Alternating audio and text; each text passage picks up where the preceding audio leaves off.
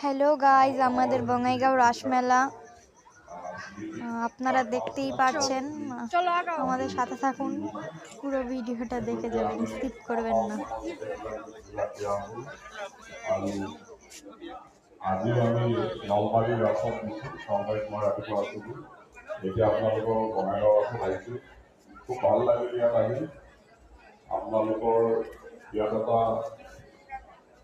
Mix community দেখা পাইছোঁ মই। ৰাজবংশী, বেংগলী বুলি এটা পৰ্টেল আৰম্ভ কৰিছোঁ আৰু সেইটোত একচুৱেলি BTR-ৰ 5খন জিলাক প্ৰাধান্য দিয়া হ'ব আৰু বড়ো ভাষা বা ৰাজবংশী ভাষাটো আমি পৰ্যায়ক্ৰমে বুলেটিন ষ্টাৰ্ট কৰিম। এতিয়া আমি বড়ো ভাষাত ইমিডিয়েটলি বুলেটিন এখন আমি ষ্টাৰ্ট কৰিম।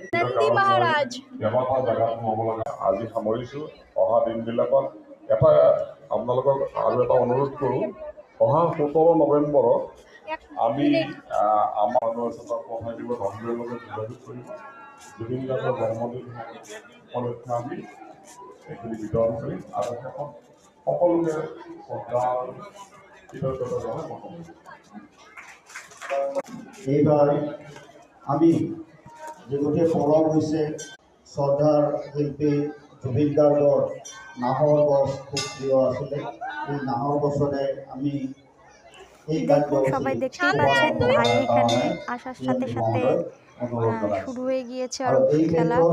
আমার আপনারা দেখতেই পাচ্ছেন সভাপতি এরকমই করে।